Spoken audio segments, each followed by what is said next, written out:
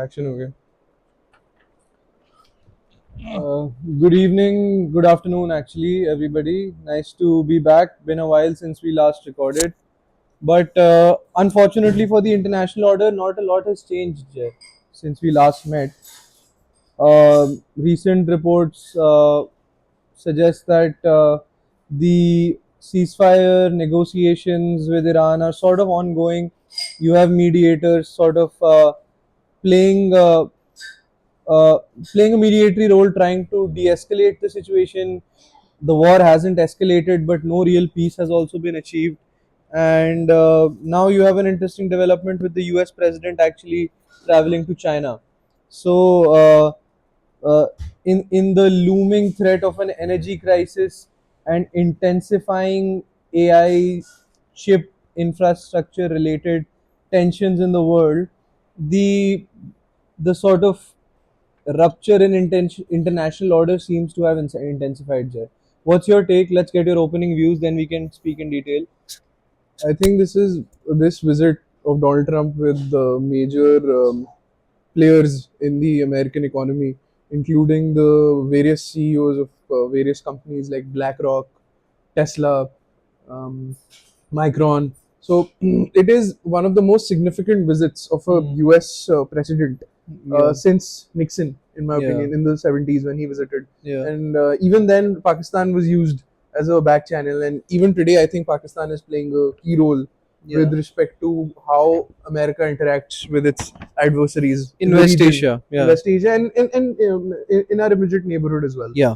So yeah, it is popularly said that history doesn't repeat itself; it But rhymes, it and certainly we've rhymes, yeah. certainly reached that level again. And I feel India should view this with a lot of caution and with a lot of scrutiny because I think we are definitely on the back foot right now.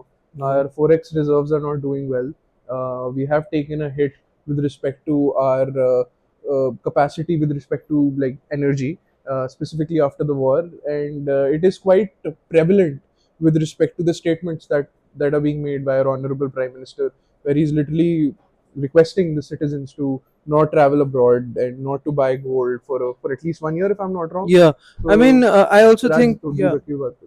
There's Sorry. a energy security problem, which, to be fair to the government of India, a lot of the world is facing. See, shipping and international trade, especially with oil reserves, has weakened and ruptured around the world. So as a result, there is a natural energy security crisis looming around the world. So to be fair, the Indian economy hasn't been the best since 2018, but this particular development in energy security is not something that I would fault the government of India for, because the strikes on Iran and the disruptions that followed in the Straits of Hormuz were decisions that were made in Washington, Tel Aviv, Tehran.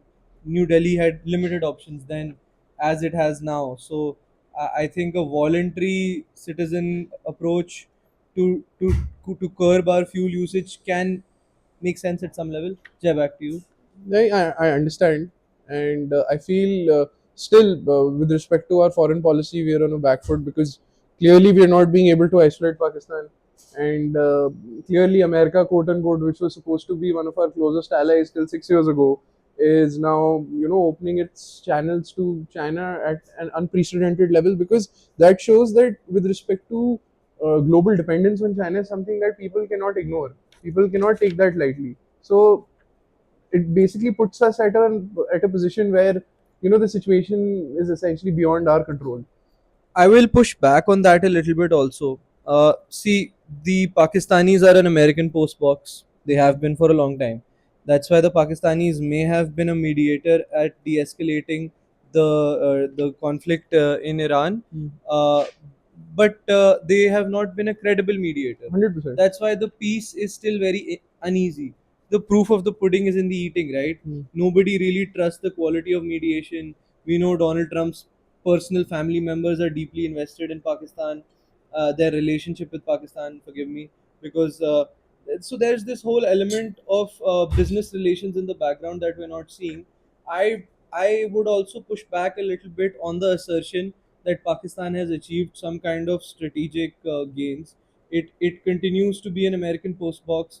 There is a great level of distrust still on the part of the Iranians and the Americans. I think if in this situation anyone has actually played a credible role of a mediator, that would be Oman. Oman was the one who actually brought the two parties on a negotiating table. That's why they were the ones who were most disappointed initially with the launch of Operation Epic Fury. Now, also, one more thing that the rest of the world has realized, that U.S. foreign policy supremacy and U.S. U.S. supremacy over energy security around the world has also waned a little bit. If Pakistan has better relations with the US now, I would not see that as a strategic disadvantage, because Donald Trump says as he does, and US foreign policy, as long as Donald Trump is president, is many times a function of the personal choices made by Donald Trump. And as a result, many powers along the world, especially in Western Europe, have diversified in their allies. India and Europe have strategically aligned a little bit. Mother And of all yeah, trade deals, right? yeah. So we've had a mother of deals with the Mother of deals. EU. Yeah. In the Republic Day parade this year, Ursula von der Leyen was the chief guest, along with other EU leaders.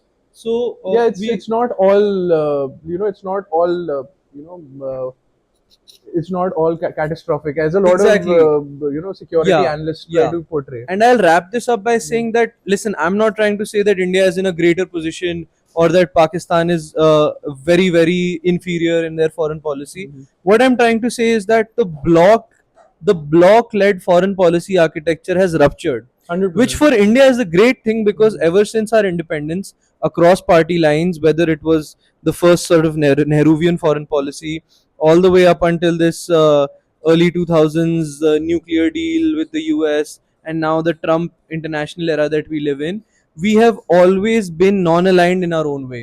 And Mhm. I think that gives us a strategic advantage here, because India does non alignment masterfully. Mhm. Back to you, Jay. 100%.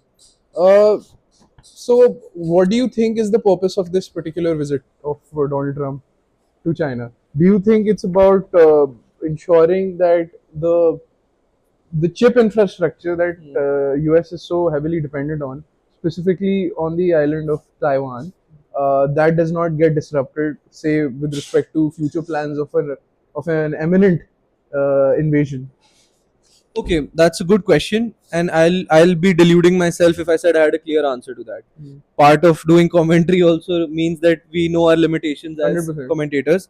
Uh, let's just assume that a few things about the future of the global economy remain clear.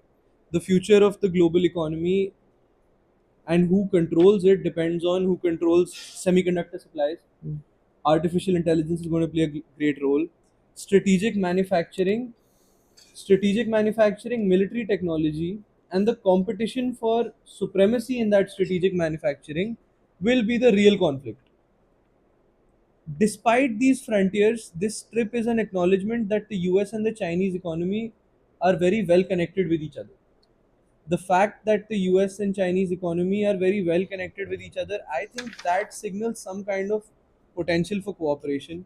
Now, I think that many experts have tried to war game what the Chinese could do in Taiwan to retain strategic control over that island.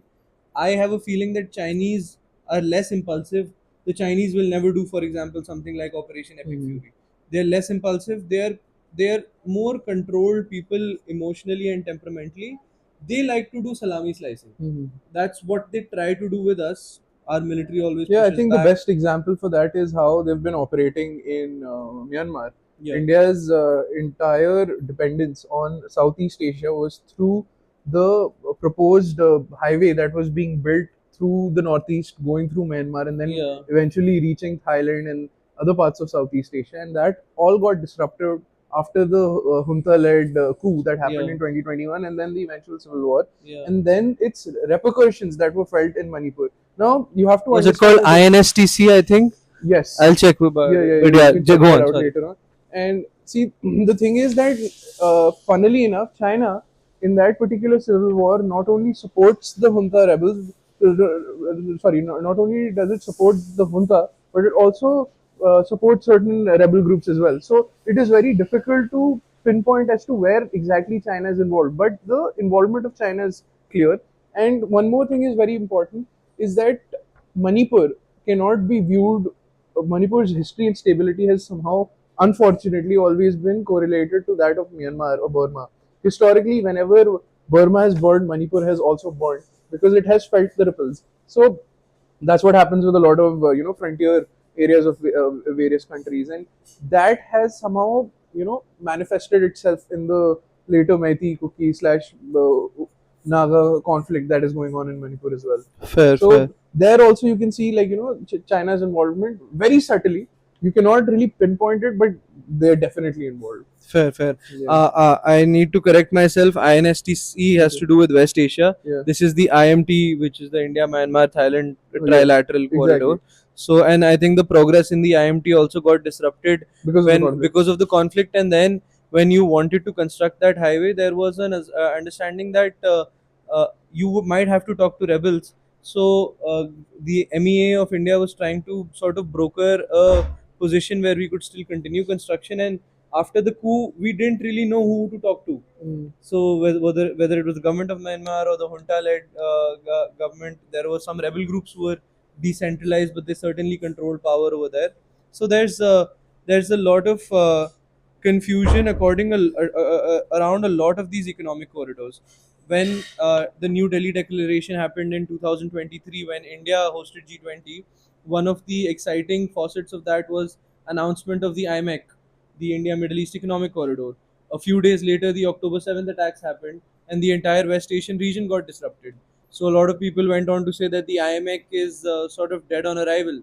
Uh, how effective it could be at any point Again, will be difficult to yeah, say. here also you can say that subtly China was involved because China has been supporting Iran, and Hmm. Iran was a country which was totally against that agreement with the Middle East because that somehow put Iran at the back foot, Hmm. and they also wanted a reason for that thing to be disrupted. Yeah. So how can they do that? They can activate their proxies in the form of Hamas. Yeah. Hamas goes and attacks Israelis, and Israelis just go on a killing spree, which Yeah. basically isolates Israel as well. So essentially, there have been a lot of diplomatic slash strategic victories for China and Tehran, uh, and sorry, Tehran slash Iran, of course, in the region as well from that angle. And that's where I was saying that a lot of our,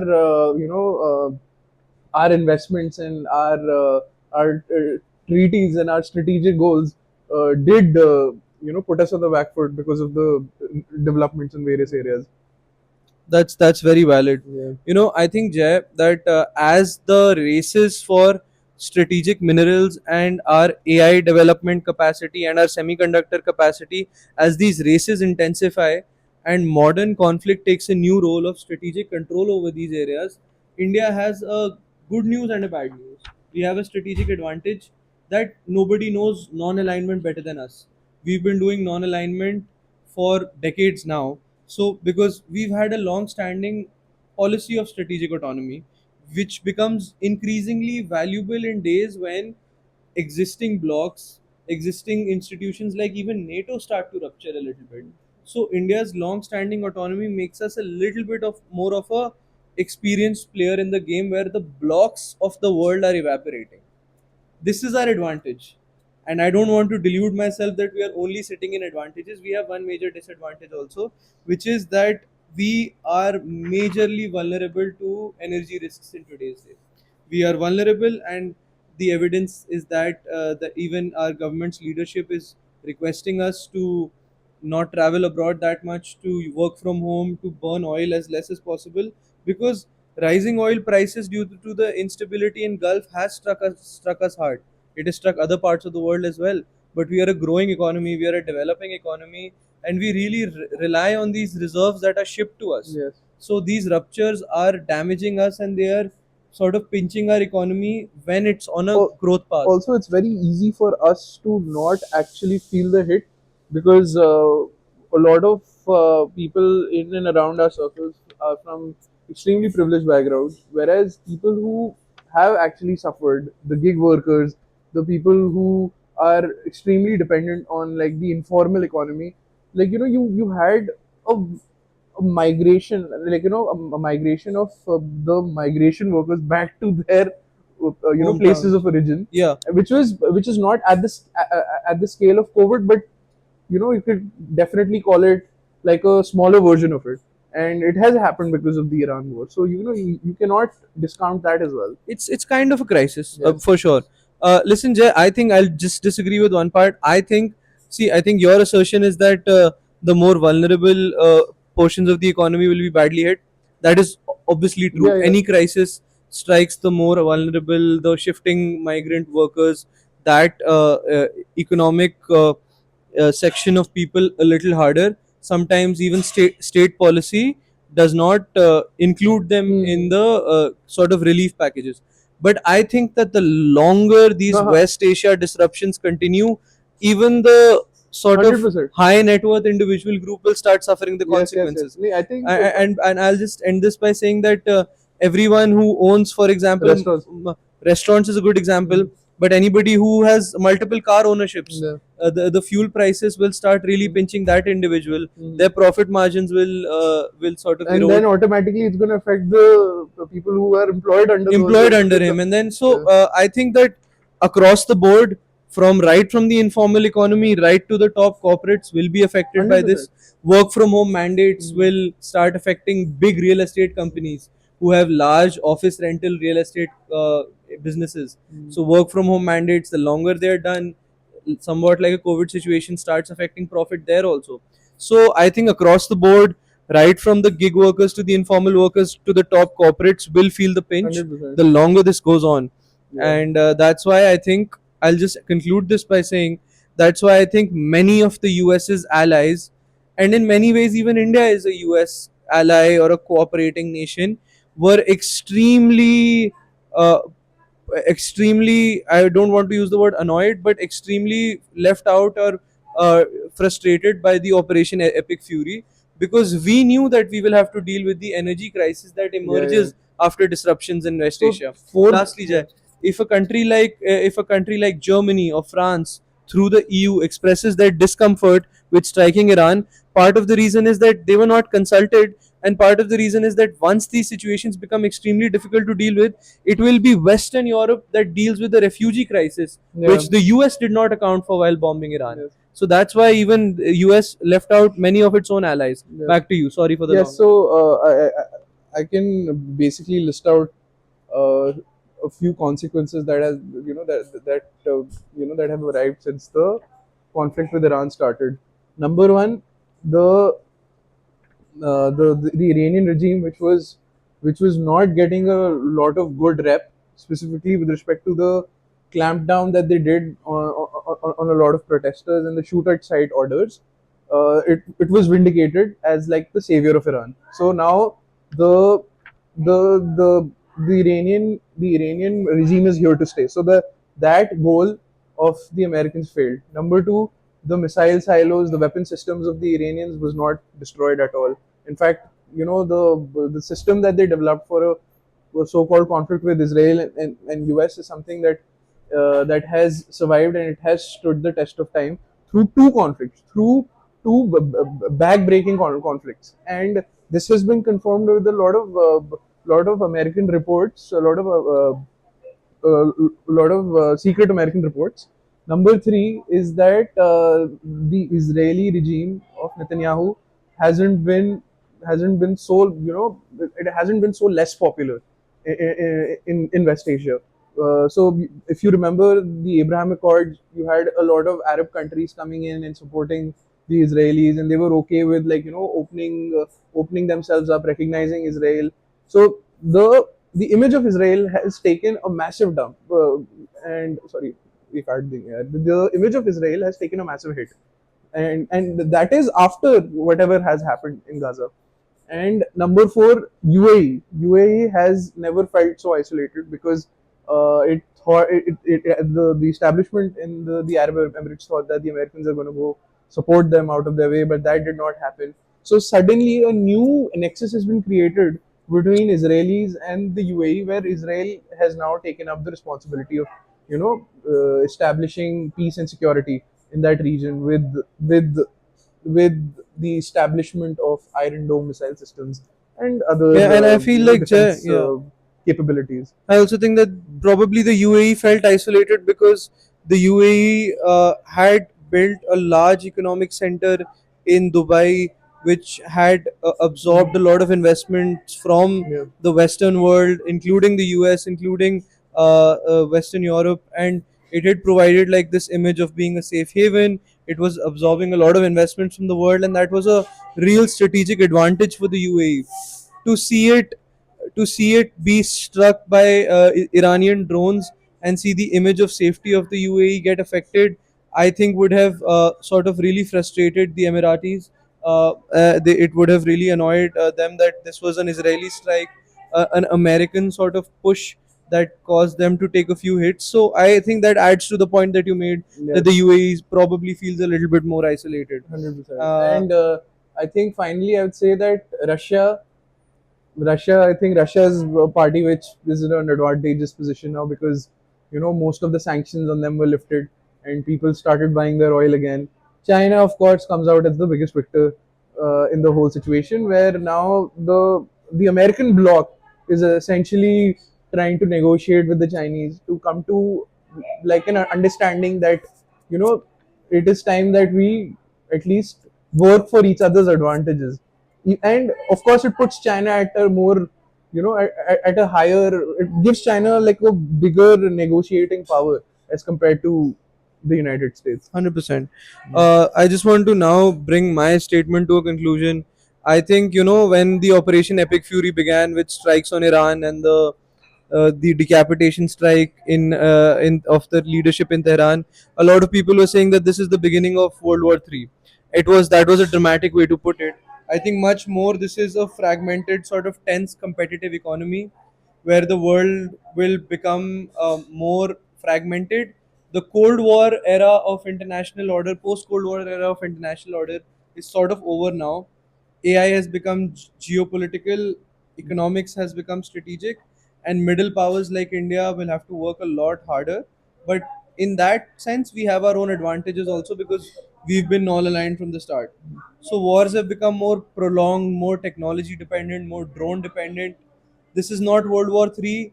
This is more like a techno Yeah. strategic Cold War. competition for reserves This of, is techno Cold yeah, War, yeah, bro. for strategic minerals. And this happens in an era where existing international Automated Cold yeah, War.